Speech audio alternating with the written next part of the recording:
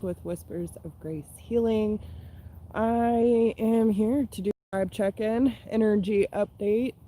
Um, yeah, I just wanted to see how everyone was doing. I hope everyone's doing well. If you're new to the channel, welcome.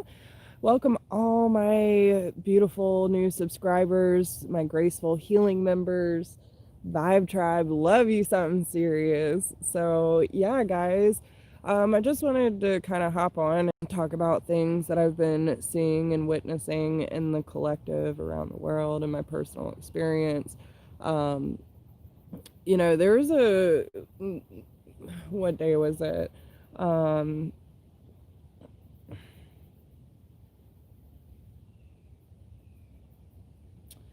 I want to say that it was like late last week that I got hit with, um, you know, and it was weird because since the Lion's Gate, I've been in such a Ten of Cups energy. It's been crazy. It's been beautiful. It's been still. It's been free.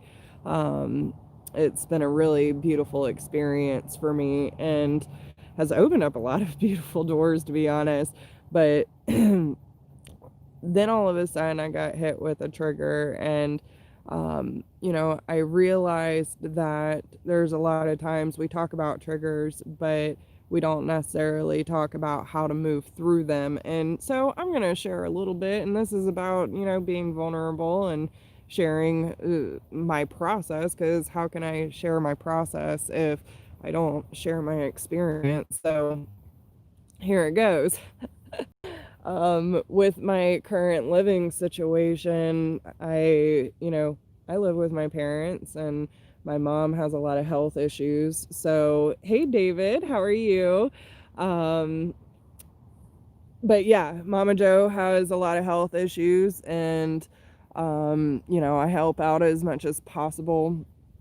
But with the move to North Carolina, and having us in such a small space and having three adults, all the dogs, it's not the best circumstances when you're trying to create stillness, trying to create a peaceful environment in order to do this work. And as soon as I was getting ready, and this is part of my problem too, is not speaking up and saying, hey, I'm about to go do some work. I need some quiet, right? Like I've had an issue with not feeling heard, but yet I don't speak up for myself, right? So, and that's been a big lesson that's coming up too, is using my voice and telling people what it is that I need when I need space, when I need privacy.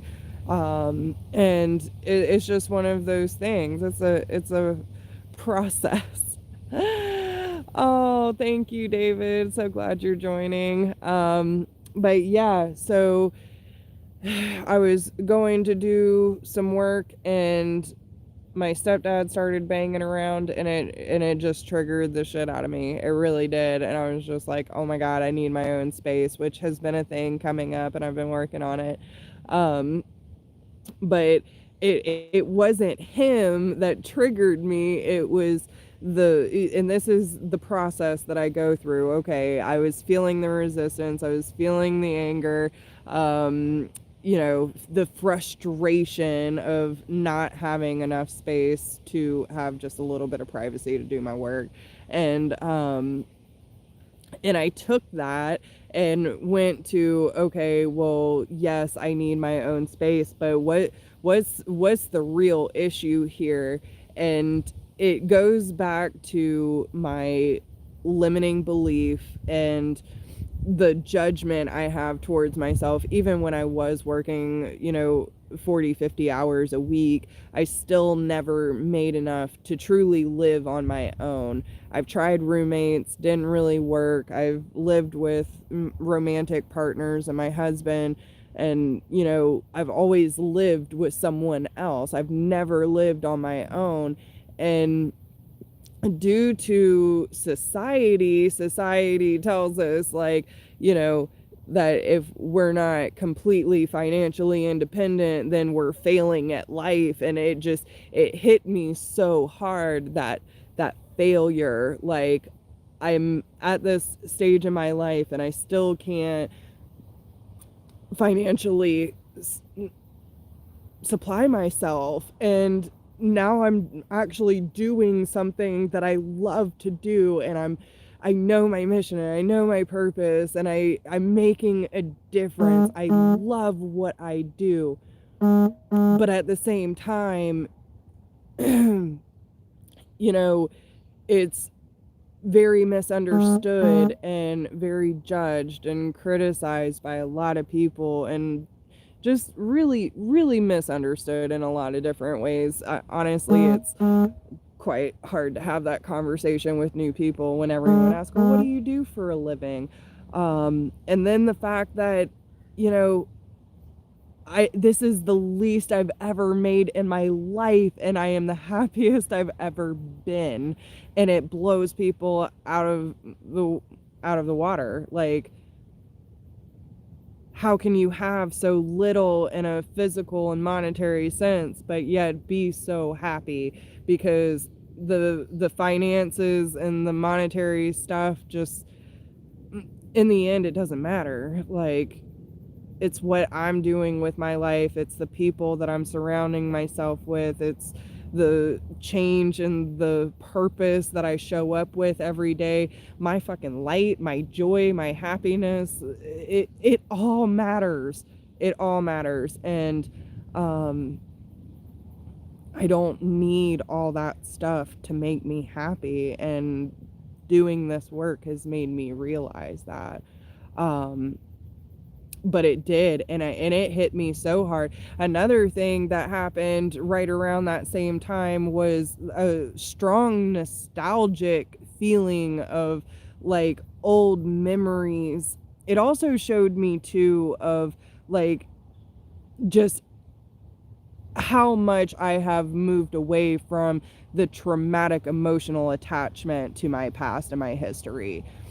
There were so many stories that came up in just one day between me and my mom. We were sitting there talking, and all of a sudden we just started talking about all these experiences that were very traumatic when we were going through them. But there's no more pain attached to that story. It's just like, oh well, that was the story, you know. And now we can laugh about it, and we can see the bigger picture, and we learn so much from it, and all these things. Like, hey Ellie. um but it was such a heartwarming experience to look at all the things that we had encountered in our lives and still be the beautiful, amazing people that we are, the hearts that we show up with every day, and the difference that we make in the way that we show up. Like, there's a lot of things that can try to destroy your good nature and give you every reason to give up faith in humanity, and I just choose not to be one of those people. I don't think everyone sucks. I don't think everyone has an ulterior motive. I think there are beautiful, beautiful people in this world that reflect the same thing back to me. And now that I have this view of myself, I'm also attracting people who see that within me, because that's the beautiful mirror of it all. When you see yourself, when you accept yourself, when you love yourself, embrace it all, you will find those people that see that same beauty in you. And you're going to be reflecting that mirror is just so beautiful. And I'm so thankful for all of my mirrors. All of my mirrors, my beautiful soul tribe, my soul sisters, my soul brothers, the people that have come into my life that mirror back to me that same beauty and that same grace that we have truly embraced through this journey together. Like, thank you. Thank you, thank you, thank you. Y'all are amazing, and I love y'all so much. I just can't say it enough. But yeah, the old memories, man, there's a lot of that coming up. You probably would have noticed that like maybe Wednesday or Thursday last week. And and it's Mars. Me and Haven talked about it. Mars came into the picture and started bringing up a lot. But it really goes down to the self-limiting beliefs. It's the limiting beliefs, guys.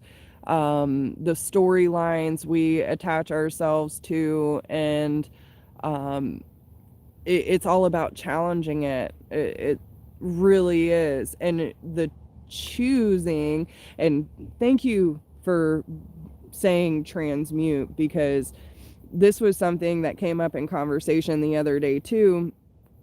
Like, okay, so a lot of us are going through, major changes, upgrades, life lessons, right? Self-realization. But we're so quick to keep moving, keep moving, keep moving, keep learning, keep evolving. Some of us get obsessed with the journey that we don't just ride with it. But the transmuting of the energy, like once you learn the lesson, once you come to that realization, once you come to that choice, once you come to that turning point, right, of getting rid of the limiting belief, making the choice to leave an unhealthy situation, making the choice to show up with grace and confidence in your daily existence. Once you make those choices, it takes time to integrate. And so many of us are so quick to keep moving that we fail to complete the process, and then we wonder why it keeps coming up over and over and over and over again. Because if you're not letting it fully integrate into your being, right, and that's a part of the process, you create the stillness, you create the space, you gain the information, you make the choice, take the action, and then let it integrate. You have to let it integrate, because that's one of the most crucial points in everything that we learn and everything that we're learning to embody. Because the integration period is where it's like, okay, if you look at it as a DNA, right? Like once the DNA repairs itself, it takes time to get in tune and flow with everything else. Okay. So, and that's what you're doing. That's what you're doing when you're facing your shadow, when you're dealing with your trauma, when you're getting rid of that self-limiting belief. You are upgrading your DNA, your spiritual body, your emotional body. And that takes time. It takes patience. It takes understanding. So, what else has been coming up?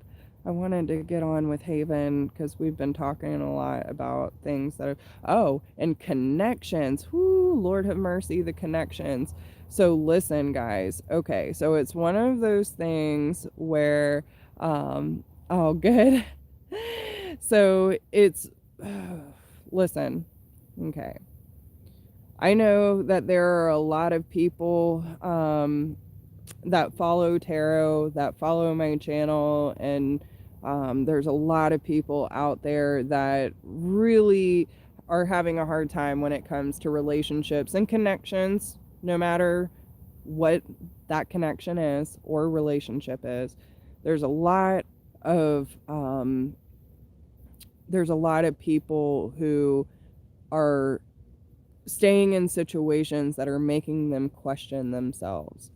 And I can't emphasize this enough, that when it comes to finding love in any relationship in your life, okay, it first starts with you. It first starts. It's all about you. Okay, it's all about you. And that's going to show up in the way that you connect with other people. It's going to show up in the way that you allow your relationships to unfold. And I can tell you right now that when you know how to treat yourself, and you know your worth, and you know how to show up in this world, like it's It's amazing when you can see yourself and you start seeing the people who truly see you. And when it comes to romantic relationships, listen, I ain't even about this bullshit anymore where, you know, holding out or saving hope for people who consistently are either being trashed, abused, um, being put on the back burner, all the things that make you go crazy. Like, just stop it. Just, sorry about that, guys. One of those things that when you learn to respect yourself and you actually, and listen, some of y'all out there, like, just y'all want, and listen, I've been guilty of it too, where there's such a need for love that you're accepting less than you deserve. And so many people, like, oh god, my throat. um so many people want that unconditional, undying love, right? But the thing that I learned from the feminine perspective is not only the energy that I created for myself, but I actually have recently had the opportunity to put myself in the other shoe. Hey, Mauricio. Um, Normally, I am the chaser. Normally, I am the doer. I'm always the fixer. I'm always the one that felt like I had to do. And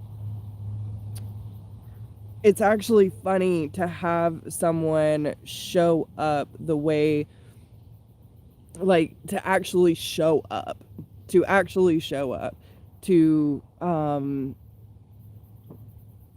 listen. Some of you think you're ready until it's right in your face and then you don't know what to do with it. But it took a lot of stillness, it took a lot of presence, and a lot of fluidity for me to stay out of my own way and out of my head. So with that, if you're looking to attract that love, it's going to come when that frequency here is in tune with what you're trying to attract. Now, prepare yourself, because that's all we're doing, right? Is preparing ourselves. And when it comes, just have fun with it. Don't get all crazy. Don't get all in your head. Like, be present with it, enjoy the moment, and allow someone to show the fuck up for you. Like, don't waste your time on people you're having to spend so much time and energy trying to translate your soul. Accept someone who is willing to see you for you and translate it with you. Okay? And vice versa. It's beautiful, guys. It's beautiful. So I'm sorry, like, my allergies just kicked up a notch. My throat chakra is all over the place. So we're gonna pull some cards, any reminders that we need to know at this time. I want to thank y'all for joining me this beautiful, beautiful day. The stillness, guys, though, like, listen, there are some beautiful still points happening lately, and there's an art of when to lean in and when to lean away. So really pay attention to the energies around you. So positivity, faith, and optimism, you open the doorway to positive experiences and opportunities with your positive expectations and energies. Do not allow negative energy or temporary setbacks to interfere with the path that you are on. Keep the faith and keep going. Okay. keep going. Abundance mindset. If you think of your abundance as something that happens in the future, then it will always be one day away from you. See, feel, think, and speak of abundance as something you already have in the present moment, and that is what you will experience. And deservingness. You are so deserving, my friends. You are a beloved child of God like everyone else, and you deserve to receive the support that will allow you to focus upon your divine life purpose. Even if you can't yet recognize your lovable qualities, trust that God and the angels can see how amazing you truly are. Okay? We see you. We see you. We see how amazing you are. How amazing we are, because we are one, and I am simply a mirror for you, and you are a mirror for me, and I love y'all so much, and just keep the faith, keep going. If you need anything from me, I got you. Take care of yourselves, and I pray for y'all. All right, guys. Well, I will talk to you soon. I hope you all have a great day, and I will talk to all of you really, really soon. Did I already say that? I did. What else? Bye, guys.